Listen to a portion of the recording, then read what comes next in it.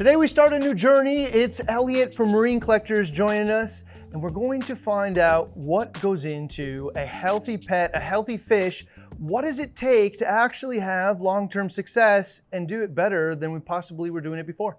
Yeah, we're going to kind of go through all the steps, from the process of when you get the fish, what should it look like? What does healthy fish actually behave like? What does it look like in appearance? If it's unhealthy, what does that look like? We're going to go through how to QT the fish, how to set up a hospital tank, and how to quarantine things properly so you can have a higher level of success than what you're probably used to seeing or hearing about. We're going to make it really easy. I think that we will double the success rates. If anybody who watches this, it will be a 15-part series, which we're going to learn things that you've never seen before anywhere else, and all in a cool little condensed format right here on BRStv. Starting with number one, what does a healthy pet or fish look like, and how would I even know if I achieved it? I think the definition that we should be looking for is that the fish in our home aquarium, it lived longer there than it would have in the ocean. And the way that we executed that, or the way that we produced those results, was that we executed proper quarantine.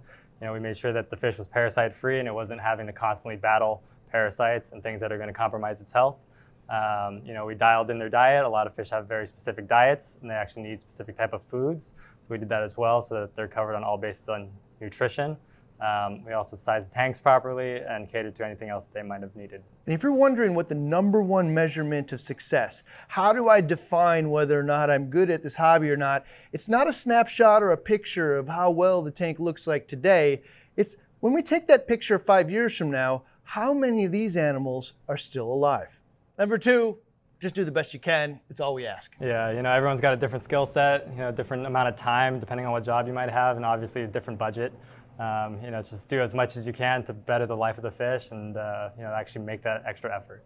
There's really a dozen different steps you could do, some of them really easy, some of them really hard. But the thing that I would get across is pick the things that you're going to do and do those ones well. Don't just pick it apart and say, hey, I'm going to do quarantine, but I really only want to do like 3 of the steps of quarantine because it's probably not going to work out well. So if you're going to do quarantine, do well. But each one of these things, just pick the things that are manageable and do that one thing well, and you'll increase the success rates for sure. Number 3, obvious after the fact, start with a healthy system. Yeah, that means that if you already have parasites in the tank, don't keep adding fish. Let's practice some efforts of management first, and then maybe down the line we'll add some fish. Obviously the gold standard here is going to definitely be to keep parasites out of the tank to begin with though.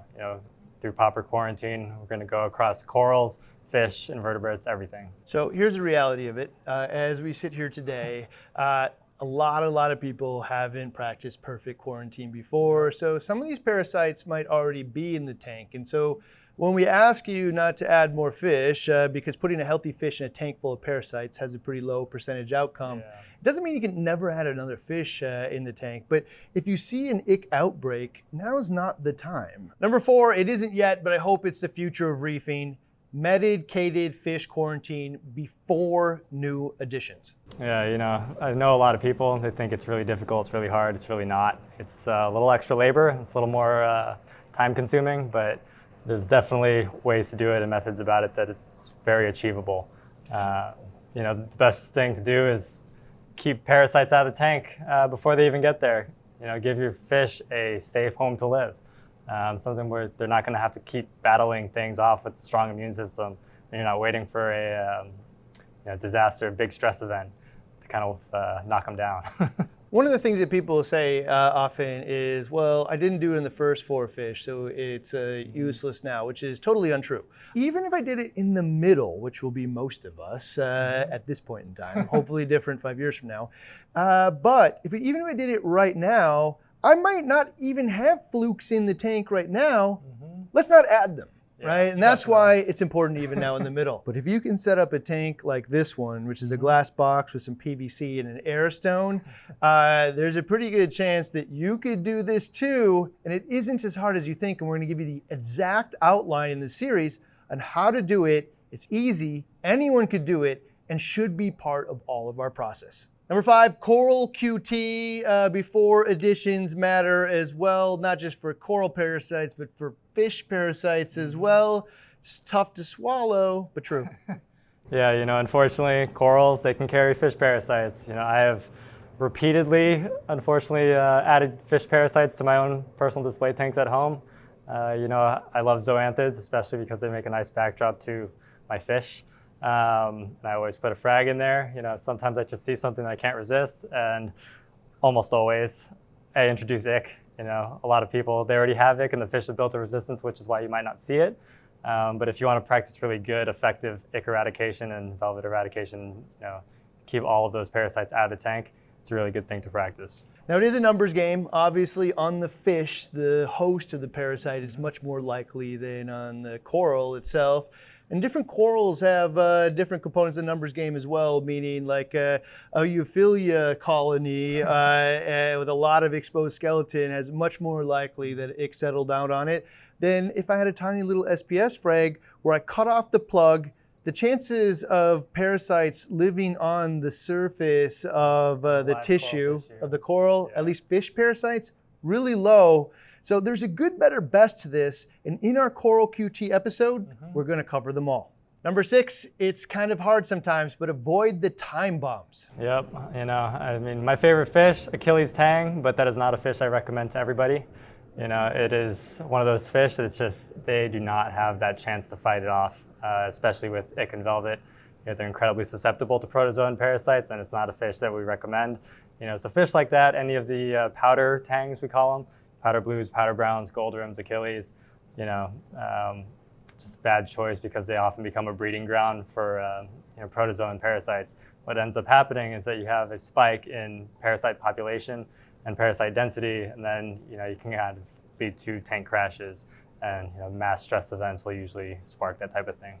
My best advice, if you love powder blues, Achilles, is start a fish-only tank that probably doesn't have any corals in it as well, and feature those fish in that tank and do the quarantine from the beginning, because this is going to be really easy. We're going to show you how to do it. Everyone can do it. Yep. And then once you've done it, you'll never have to worry about those things in the tank. And now you can have all those fish without worrying about it. But if you're not going to practice proper QT, the likelihood of an ick outbreak on all of those types of fish is really high. And even if you're raising your hand right now saying, no, I actually have done it, he's doing just fine. Well, you're just waiting for that inevitable power outage. You're waiting for that heater failure. You're waiting for any of that stuff to go off, set off a element of stress. Yeah, big stress event, type of thing that always leads to high mortalities.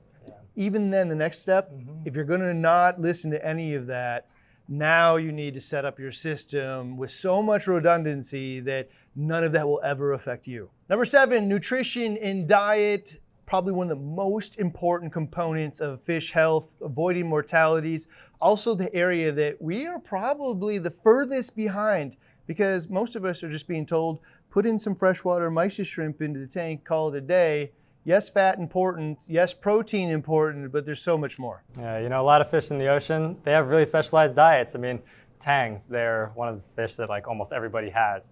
In the wild, they're not chasing down, mysis shrimp on the ocean floor, hunting protein, right? Those fish are only eating algae. They graze on the rocks all day, that's what they do. Moorish idols, something like that. A lot of times they don't do well in captivity, but it's because they're not being fed the right food. For long-term success with delicate fish like that, they need to have their natural diet more replicated. They eat a lot of sponge, high fiber diets, super important fish like that. Sometimes I wish that the people that sold the fish actually had on the website what this thing actually eats and the frequency that it should eat, as the person selling me the pet should actually tell me how to care for the pet as well. And I think of some of the foods should say this as well. It could be called Calanus, but it could also be called Anthiofood. Tiny little planktivorous animal that's designed to be fed multiple times a day, really designed for, or I should say their digestive tract is designed for that type of food, and it's gonna be way more successful. But sometimes we ignore these types of things as well. It already says angel food, and that it's filled with ocean nutrition with sponge, and for some reason, we're treating the shrimp is one size fits all. And you know what? For many fish, it actually is. A fish that eats prey all day has high protein, high fat diet, and it's perfect for them. But something like the tang, like you just mentioned, we put these little clips on the glass here. We throw on a little bit of nori. It looks cool. It seems like it was fun. Somebody told me to do it. But what we lost track of is this is the primary source of its diet. The rest of it is all supplemental. We should be getting its intended food source. And sometimes we can look outside of the ways that people were doing it before, which is, I don't particularly like the nori because I had to put my hand in there. But then I can use those algae extreme pellets, which is a pelletized version, 77% algae, not a bunch of fat and protein, has all of that fiber, different solutions, but we're thinking about what the fish actually needs. Number 8, UV. Basically population control for parasites? Yeah, it's not a solution. It's definitely not going to eradicate a problem if you've already got one. But a very useful tool. If you've got ick in the tank, or you think you might because you didn't quarantine your initial fish, it's a great additional preventative, you could say, to keep population down. It's definitely not a cure, though. A lot of people think that UV actually kills the parasite. Once it goes through, it doesn't. What it does is sterilize it. Just makes it so that it can't reproduce. Like that parasite, once it goes through, can still go and feed on the fish. It just won't be able to reproduce once it falls off. It breaks the cycle. So, one of these guys falls off and one turns into 1,000, eventually 1,000 turns into 100,000 and so on. What we can do is process an enormous amount of that water. I mean, we're turning over almost all of the tank water in many cases, 3 to 4 times an hour, trying to catch those things so that instead of having one turn into 1,000, turn into 100,000, we can either, find a point at which it stops the population explosion, or at least with really terrible things like velvet, we can slow it way down so we have time to actually do something about it. Number 9, similar to that actually, is if we're thinking about the fish's health and we're thinking about low population of parasites in the water because we didn't do our QT perfect to begin with, actually, is a sediment filter. I've never really used this myself, using RODI, but not on the tank. Yeah, it's kind of an old school method, but basically the principle is that the free swimming form of the parasite is a certain micron size, and then the sediment filter that you're going to use is smaller than that. So, by just pushing water through, you can actually catch a lot of them and prevent them from actually attaching to the fish. The great thing about this is that you can also remove them once you actually change the sediment filter. You can also push as much flow through as you want.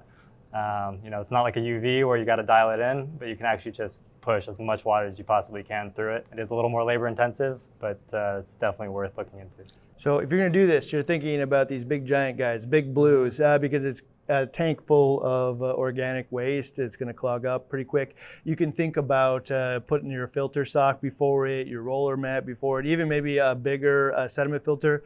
And now that I know this, I'm going to go look for what we call true depth sediment filters, because we're looking for 5 micron or smaller to catch these guys. But that means it's going to clog really quickly on the outside. If we get one of them true depth sediment filters with like 100 microns on the outside and slowly gets tighter and tighter towards we get to the center, we're gonna get a lot more life out of it. Cool method because way easier to install, isn't dependent as much on flow rate, but does have more maintenance than UV. UV, once I get the flow rate tuned in, turn it on, let it go. I probably change the bulb every 9 to 12 months. Sediment filter, I might be changing that out every couple of weeks. Easier in some methods, but does require a lot more maintenance. Number 10, a watchful eye, meaning after talking to Elliot for a while, I've learned that what most of us think are signs of ick, brook, urinema, velvet, and all the rest, are actually not signs of the disease that you could go do something about. They're actually end stages of this disease. They're much harder to deal with at that point, but there's signs before that. Yeah, we're going to kind of go through what fish behavior should look like. The eyes clear, are the fins clear, are the fins clamped, what does the respiration look like? Is it fast, is it slow, is it labored? All those types of things. Once you actually see the physical symptoms on the body of the fish, that usually means that the population in the tank has actually gotten past where it's just infection in the gills and it's actually spreading to the rest of the fish. And that's kind of a stage where it's a lot harder to combat once it's gotten to that point. Sometimes these things are a little vague, meaning just because it's scratching itself doesn't necessarily mean it's ick. But it can be a couple of different things. And often the treatment for one thing is really the treatment for all of these things. It could be medication, but it could also be just the kick in the butt that you needed to start thinking about, how do I really care about the nutrition of this fish properly? Maybe I should install the sediment filter, or I should install the UV. But if I'm watching for these early signs, I'll actually never see the end stage. My belief, this series is actually going to cut fish mortalities in half. Elliot thinks if you follow it, it'll actually be more than that. But the entire series, all 15 episodes, we're going to start building on them now. The next one in this playlist right here, which is the 10 things we wish everyone knew about fish health.